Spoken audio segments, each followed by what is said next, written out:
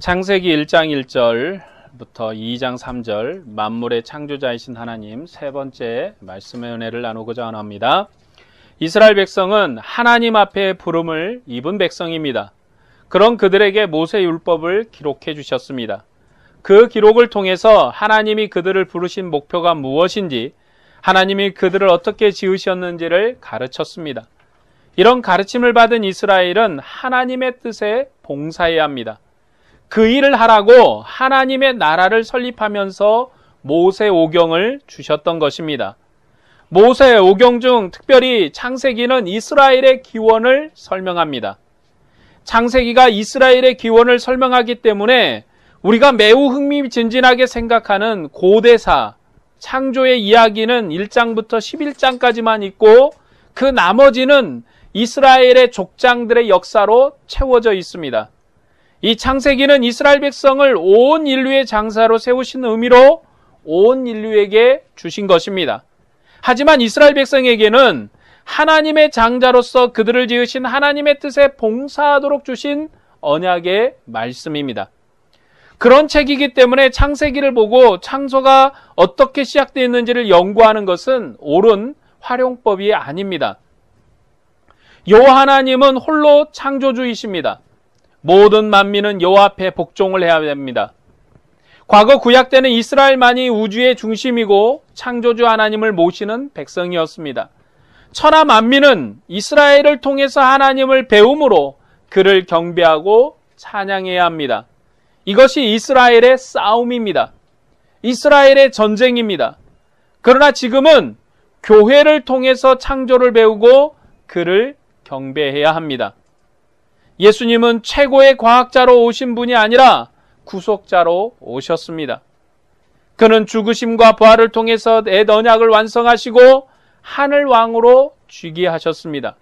그는 새로운 세계의 주인이십니다. 사도들도 예수의 증인으로 세움을 받았습니다. 그들은 논리나 철학으로 세상을 가르치는 것이 아니라 예수님의 증인으로 세상을 가르쳤습니다. 교회는 우주적 왕을 모시는 그리스도의 지체로서 우주의 중심이며 우리만이 생명을 줄 수 있다고 세상에 담대히 알리고 전해야 합니다.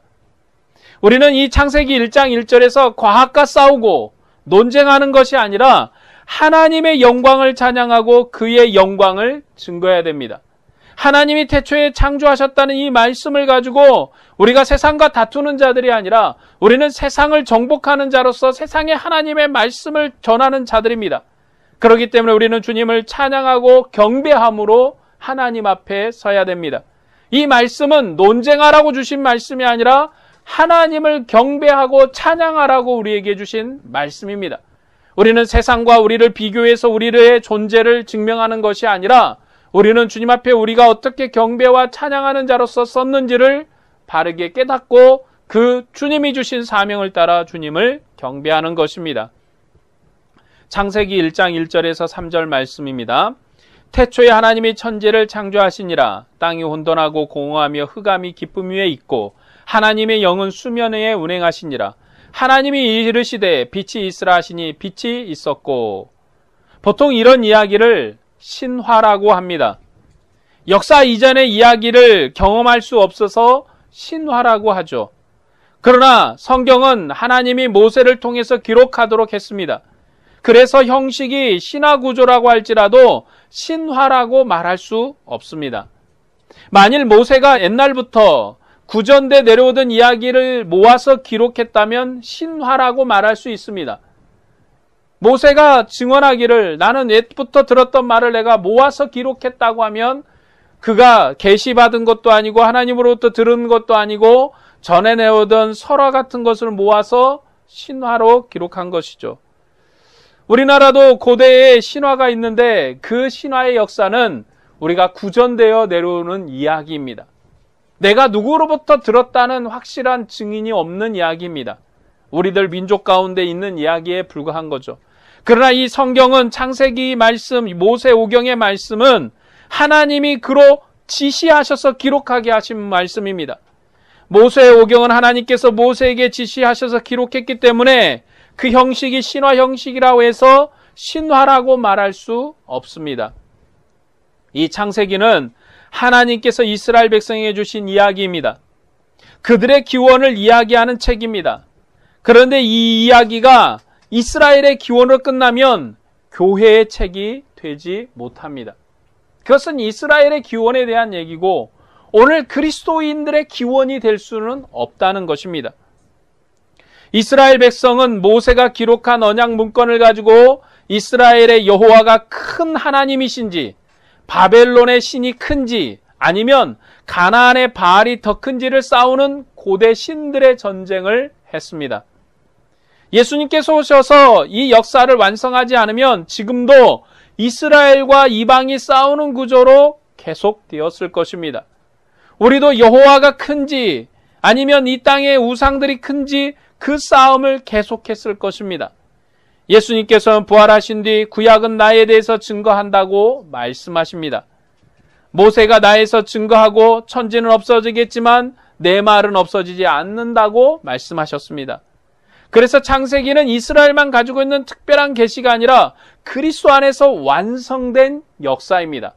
창세기를 우리가 대면하는데 완성된 역사로 하나님의 말씀을 대면하는 것입니다. 그래서 이 천하만민이 창세기로 돌아와 하나님을 경배하도록 하는 것은 역사가 완성되었기 때문에 그렇습니다.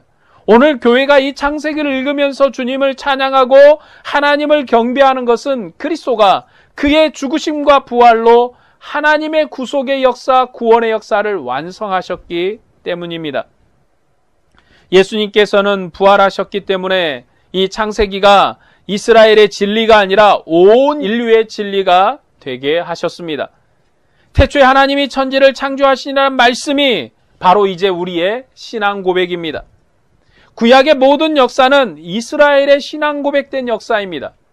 여러분, 우리가 읽는 이 성경 역사는 역사적 사실을 그대로 기록한 것이 아니라 신앙 고백된 역사입니다.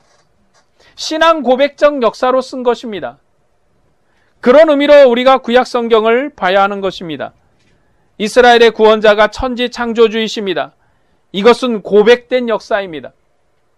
이미 그들이 보지도 않았고 경험하지도 않은 역사지만 모세도 이것을 신앙 고백으로 썼고 하나님도 그들의 신앙 고백으로 내가 했던 일들을 그들에게 말씀하심으로 신앙 고백된 역사입니다. 성경은 언약 문건이기 때문에 언약 구조와 언어로 설명해야 됩니다. 진화론도 고백된 세계관입니다. 이 성경의 역사는 고백된 역사로 기록되었다고 해서 그것이 사실이 아니다라고 말하면 안 됩니다. 역사적이 있었던 사실을 신앙 고백적 패턴으로 기록한 것입니다. 그런데 진화론도 어찌 보면 고백된 세계관입니다. 알 수 없는 생명체에서 고등한 생명체로 진화됐다는 것은 실험실에서 증명할 수 없는 신앙의 영역입니다. 그들도 그 역사를 본 적도 없고 여러 가지 유물과 여러 가지 두개골이 나와서 추정한다고 하지만 그것이 진짜로 맞는 것인지 아무도 그것을 증명할 수가 없는 것입니다. 맞다, 안 맞다 계속 논쟁하는, 그럼 역사가 경험하지도 못했고 과학적 실험으로 증명할 수도 없는 그러한 신앙의 영역에 있는 얘기를 가지고 하나님을 대항하고 하나님을 거절하는 것입니다. 2절의 말씀입니다. 땅이 혼돈하고 공하며 흑암이 깊음 위에 있고 하나님의 영은 수면 위에 운행하시니라. 하나님께서 아직 땅을 만들지도 않았는데 땅이 혼돈하고 그리고 공허하다고 땅에 대한 이야기가 나옵니다. 하나님이 만드신 창조의 역사에서 땅은 처음부터 있었습니다. 물도 처음부터 있었습니다. 물론 하나님이 만드셨겠지만 성경에는 이 땅과 물을 만든 역사를 7일 창조의 역사에 포함시키지 않습니다. 이미 있었다라고 합니다. 하나님도 이미 계셨습니다. 하나님께서 아직 땅을 만들지 않았는데 땅이 있고 그곳에 땅에 대한 이야기가 나옵니다. 그리고 해와 달이 있기 전에 빛과 어둠이 있었다고 3절과 4절에 말씀합니다. 그런데 14절에 보면 하나님이 이르시되 하늘의 궁창에 광명체들이 있어 낮과 밤을 나누게 하고 그것들로 징조와 계절과 날과 해를 이루게 하라. 이때 해와 달과 별이 있습니다. 3절의 빛은 광명체가 없는 빛입니다. 해와 달이 없는 빛입니다. 우리는 이 본문을 창세기 구조에서 읽어야 됩니다. 창세기는 이스라엘 백성의 언약 문건입니다. 창조를 언약적으로 설명하는데 이 언약도 진실로 사실입니다. 거짓을 기록한 것이 아니라 사실을 기록했습니다. 만일 이 언약 구조가 아니면 이스라엘 백성은 언약 백성으로 살 수 없습니다. 그래서 성경은 기록된 대로 사실입니다. 과거를 증거하는 것이 아니라 언약대로 사실입니다. 창세기는 땅을 중심으로 기록합니다. 이 천지창조, 7일 창조는 사람이 중심이 아니라 땅이 중심입니다. 땅에 하나님의 성전을 세우심, 땅에 하나님의 나라를 만드심, 이게 중심입니다. 하늘의 광명체를 준 것도 땅을 비추도록 주셨습니다. 그래서 땅이 중심입니다. 2장에서 땅 중에서도 에덴이 중심입니다. 성경은 에덴을 성서적 구조로 설명합니다. 그래서 창세기는 자연과학적 방식으로 설명하는 구조가 아닙니다. 우리는 이걸 자연과학으로 풀어버리니까 문제가 되는 거예요. 자연과학적으로 해와 달이 먼저 있어야 되겠고 몇 년이 또 지나서 이렇게 됐겠고 이런 순서적, 여러분 진화론도 그러지 않습니까? 아메바에서 시작한 생명이 순서적으로 발전해 옵니다. 그러나 이 천지창조는 과학적인 순서로 설명하려는 것이 아닙니다. 과학적 세계가 하나님을 경외하는 것이 아니라 언약적인 성경이 하나님을 경배하게 하고 하나님의 백성으로 살게 합니다. 창세기는 땅을 중심으로 한 창조 이야기입니다. 그래서 하나님이 태초에 천지, 땅과 하늘을 창조했다고 기록합니다. 땅이 드러나도록 어둠과 빛을 나누셨고 위의 물과 아랫 물을 나누셨습니다. 그리고 물로부터 땅이 드러나게 하시고 보시기에 심히 좋았다고 하셨습니다. 땅이 드러나니 보시기에 심히 좋았습니다. 그 땅은 생명이 살아있는 땅이어서 좋았습니다. 하나님은 하늘을 발광체로 채우고 공중은 새들로 채우고 땅 위는 동물들과 사람으로 채워서 복을 주셨습니다. 이처럼 창조의 역사는 하나님께서 방을 짓는 것처럼 하나님의 궁전을 구분하는 역사입니다. 2절을 보면 땅이 물속에 있습니다. 깊은 물로 덮였고 깜깜합니다. 그리고 하나님의 역사 시작으로 하나님의 신이 수면에 운행을 하시기 시작합니다. 이 물로부터 지구가 지어졌습니다. 세상이 물로부터 나왔다는 것은 베드로후서 3장에서도 말씀하고 있습니다. 베드로후서 3장 5절에서 7절의 말씀을 읽어드리겠습니다. 이는 하늘이 애적부터 있는 것과 땅이 물에서 나와 물로 성립된 것도 하나님의 말씀으로 된 것을 그들이 일부러 잊으려 함이로다. 이로 말미암아 그때의 세상은 물이 넘침으로 멸망하였으되 이제는 하늘과 땅은 그 동일한 말씀으로 불사르기 위하여 보호하신 바 되어 경건하지 아니한 사람들의 심판과 멸망의 날까지 보존하여 두신 것이니라. 만물을 물로 지으신 하나님께서 옛 세계를 물로 한번 청소하신 적이 있습니다. 그런데 마지막에는 하나님께서 불로 대청소를 할 것입니다. 그리고 의가 가득한 새 하늘과 새 땅을 지으실 것입니다. 이런 구조는 창세기 언어 구조입니다. 그래서 바람과 불, 바람과 물 이런 용어들은 생명을 상징할 때 쓰입니다. 노아의 홍수 때 하나님이 세상을 물로 정결하게 했다면 이제 예수님께서 마지막 때 불로 정결하게 할 것입니다. 땅이 물속에 있기 때문에 구약 개념으로 땅은 깨끗한 상태입니다. 구약 개념으로 물속에 나온 것은 깨끗합니다. 더러우면 물로 씻어 깨끗하게 했습니다. 그것이 이스라엘 백성의 세례 공식입니다. 하나님께서 노아 홍수 때 한번 세상을 물로 세례하셨습니다. 그리고 의로운 세계가 나타나는데 처음 시작이 아담과 하와 부부였다면 이 노아 홍수의 시대 이후로는 8명으로 새로운 세계를 시작합니다. 이것이 노아 홍수의 이야기입니다. 그 세계는 의인들이 나타난 세계입니다. 노아 홍수는 이런 언어 구조를 가지고 있습니다. 하나님의 신이 수면에 운행하는 모습은 새가 날아가는 것처럼 그런 언어 표현으로 되어 있습니다. 이 부분에서 우리가 삼위일체를 말하는데 구약 때는 삼위일체를 직접 말하지 않습니다. 어찌 보면 구약은 이위일체라고 말할 수 있습니다. 하나님이 그의 신을 통해서 일하십니다. 그의 종들에게 신을 주시는 방식으로 일을 하십니다. 하나님의 신이 수명에 운행하신 것은 그 다음 일을 하시려고 운행하시는 것입니다. 시편 104편 30절에 주의 영을 보내어 그들을 창조하사 지면을 새롭게 하시나이다라고 말씀합니다. 하나님은 항상 그의 영으로 일하시는 분이십니다. 그래서 창조의 일을 시작하면서 하나님의 영이 먼저 운행하기 시작합니다. 창세기 1장은 하나님께서 땅을 짓는 이야기를 하려는 것입니다. 그 땅 중에서도 에덴이 성소이고 중심입니다. 하나님께서 모든 만물을 지으셨는데 그 중에 총장자는 아담이고 그를 통해서 어떻게 언약 중심으로 살 것인가 하는 이야기입니다. 처음에 땅은 물속에 있었습니다. 그리고 깜깜했습니다. 빛이 없으면 생명도 없는 것입니다. 땅이 깊은 물속에 있었기 때문에 거기에는 아무것도 없습니다. 공허할 뿐입니다. 땅이 혼돈하고 공허해서 땅에 아무런 질서가 없었습니다. 하늘도 없고 땅도 없고 바다도 없고 육지도 없고 질서도 없고 채워진 것이 없습니다. 땅이 물속 깊은 곳에 있었기 때문에 그렇습니다. 그런 의미로 혼돈하고 공허한 것입니다. 그래서 이 본문에서는 사단의 세력이 있다거나 어둠은 사탄이라는 말이 없는 것입니다. 땅은 물속에 있었고 아무런 질서도 아무런 채워짐도 없을 때 하나님의 신이 수면에 운행하시면서 드디어 생명의 역사를 시작하십니다. 하나님께서 빛이 있으라고 하자 생명의 근원인 빛이 있었습니다. 첫 창조의 세계는 빛을 지음으로 시작됩니다. 이 빛이 땅의 비춤으로 땅과 물이 비교되어지고 앞을 볼 수 있고 생명을 얻는 것입니다. 그런데 새로운 창조의 역사도 빛으로 시작이 되었습니다.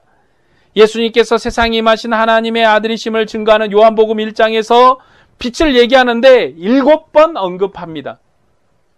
이스라엘에서 7이나 10은 하나님의 완전수를 의미합니다. 예수님께서 새롭게 하신 세상은 생명의 빛으로 완전한 세계임을 증명합니다. 요한복음 1장 1절에서 5절의 말씀을 읽어드리겠습니다. 태초에 말씀이 계시니라. 이 말씀이 하나님과 함께 계셨으니 이 말씀은 곧 하나님이시니라. 그가 태초에 하나님과 함께 계셨고 만물이 그로 말미암아 지은 바 되었으니 지은 것이 하나도 그가 없이는 된 것이 없느니라. 그 안에 생명이 있었으니 이 생명은 사람들의 빛이라. 빛이 어둠에 비치되 어둠이 깨닫지 못하더라. 그 안에 생명이 있었으니 이 생명은 사람들의 빛이라. 빛이 어둠에 비치되 어둠이 깨닫지 못하더라. 창세기에는 빛은 처음으로 모든 것을 볼 수 있는 생명의 시작이었습니다. 그런데 이제는 만물을 새롭게 볼 수 있도록 하나님이 이 땅에 오셨습니다. 그는 자기 백성과 함께 하시는 말씀으로 오셨습니다. 그래서 창세기의 언어를 써서 자신을 말씀이라고 합니다. 이제 신약교회는 창세기를 가지고 전도하는 것이 아니라 부활하신 예수, 새 창조의 빛, 새 창조의 말씀으로 세상에 증거합니다.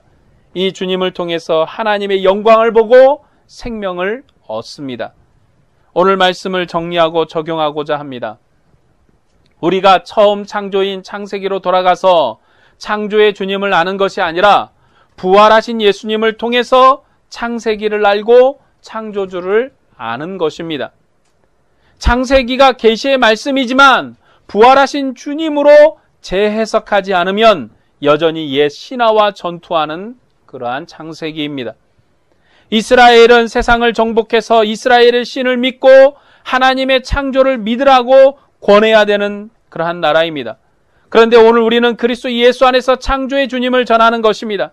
그런 의미로 기독교는 정복 종교입니다. 기독교는 정복하는 종교입니다. 그런데 그 정복은 사랑으로 정복하는 것입니다. 이슬람처럼 칼로 정복하는 것이 아니라 사랑으로 정복하는 것입니다. 마호메트가 분명 잘 보긴 잘 보았습니다. 교회는 정복하는 종교입니다. 굴복시키는 종교이지 그들과 토의하고 논의하는 종교가 아닙니다. 그런데 마호메트는 칼로 세상을 지배했습니다. 하지만 주님은 우리를 보내시되 사랑으로 보내셨습니다. 우리는 예수님께서 자신의 생명으로 주신 사랑의 말씀으로 세상을 정복해야 합니다. 사랑의 복음을 전하기 때문에 세상에는 이 복음이 연약한 것처럼 보입니다. 그래서 세상이 주님께 복종하지 않고 하나님을 믿지 않습니다. 그러나 주님께서 마지막 임하실 때는 사랑으로 세상을 대하지 않고 심판으로 대하실 것입니다.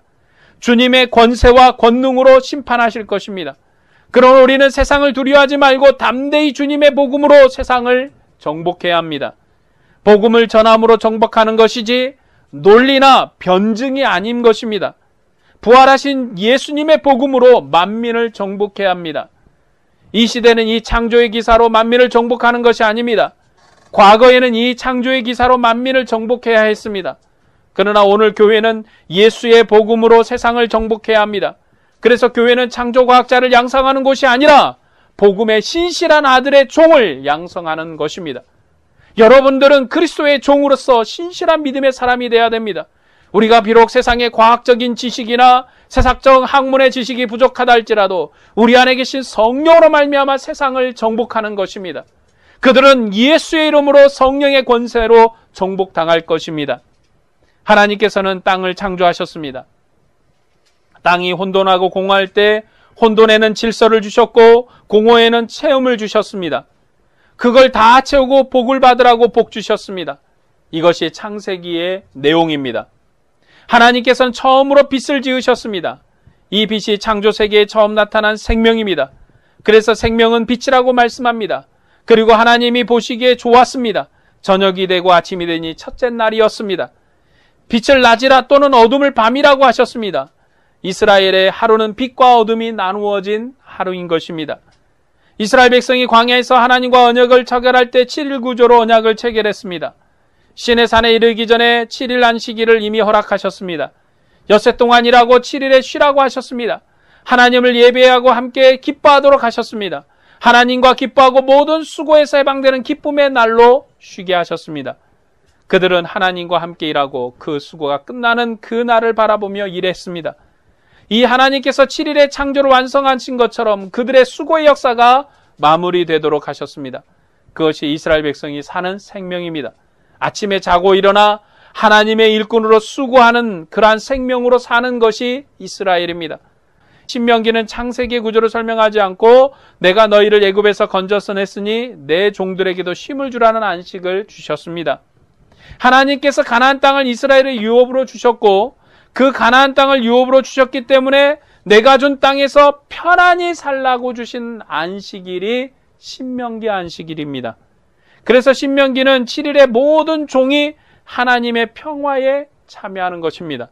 이스라엘만 하나님의 평화에 참여하는 것이 아니라 그들의 종들까지라도 하나님의 평화에 참여하는 평강의 왕, 샬롬의 나라, 평화의 나라를 세우도록 하셨습니다. 그래서 솔로몬을 평화의 임금, 샬롬의 임금이라고 부르는 것입니다. 하나님이 이루신 신명기의 언약의 완성이 다윗과 솔로몬에게 이루어졌다고 말하는 이유가 거기 있습니다. 다윗은 말의 힘줄을 자르므로 이제 평화의 시대, 평강의 시대, 샬롬의 시대가 시작되었음을 선언했습니다. 그리고 이 솔로몬은 성전을 세우므로 전쟁이 그치고 피로 물드는 나라가 아니라 생명의 나라가 이 땅에 왔음을 선언하므로 신명기의 언약을 완성하는 것입니다. 바로 이 신명기의 안식일은 평강에 참여하는 안식일인 것입니다. 그러나 출애굽기는 이스라엘 백성을 나라로 조직하는 문건이기 때문에 근무 수칙으로 이야기합니다. 하나님이 엿새일하고 7일 쉬셨으니 너희도 엿새일하고 7일 쉬라는 근무 수칙입니다.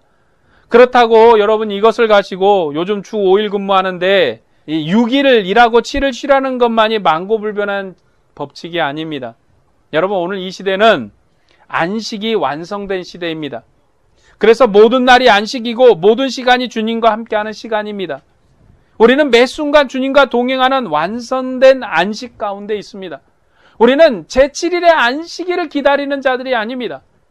우리가 이렇게 수고하지만 제7일에 하나님과 함께 평화하는 날을 기다리는 자들이 아닙니다.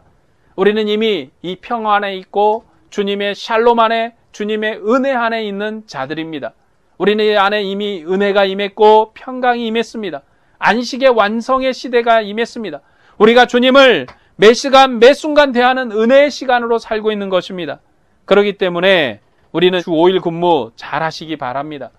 오늘 여기에서 이야기하는 이 7일은 창조의 구조를 말하려는 것입니다.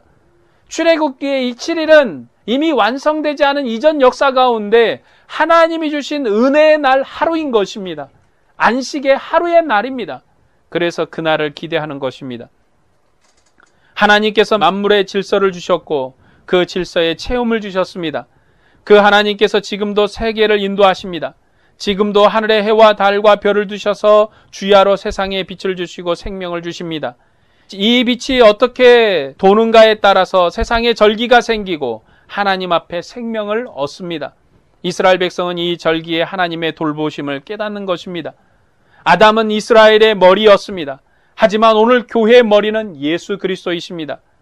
주님께서 지으신 새하늘과 새 땅은 해와 달이 없어지고 주님이 영광의 빛이 되는 세상입니다. 하지만 이 영광이 아직 나타나지 않았기 때문에 우리가 그 모습을 분명하게 알 수 없습니다. 그러나 성령은 말할 수 없는 탄식으로 우리 안에서 주님께서 가져오실 영광을 더욱 소망하고 믿음으로 진격하도록 인도하십니다. 우리는 오는 영광이 무엇인지 제대로 설명하지 못합니다. 하지만 확실한 것은 우리를 사랑하신 주님께서 부활하셨고 만유의 주님이 되셨다는 것입니다. 그 주님이 우리의 생명의 주님으로 우리 안에 거하시면서 하나님을 아빠라고 부르게 하셨습니다. 그렇기 때문에 이 세상의 어떤 피조물도 우리를 그리스도 예수 안에 있는 사랑에서 끊을 수 없습니다. 이것이 우리가 서 있는 세계관입니다. 우리는 부활의 세계에 살고 있습니다. 아담이 죄를 범해서 죽음이 왕노릇했습니다. 그러나 생명의 주님께서 부활하셨기 때문에 이제는 만물이 주님의 영광에 참여하게 될 것입니다. 교회도 주님의 영광 중에 나타나게 될 것입니다. 만물이 썩어짐의 종노릇해서 해방될 것입니다. 그것이 우리가 바라보는 생명의 영광입니다. 부활의 영이 우리 안에 거하셔서 그의 영원한 사랑을 증거하시고 능력으로 역사하십니다.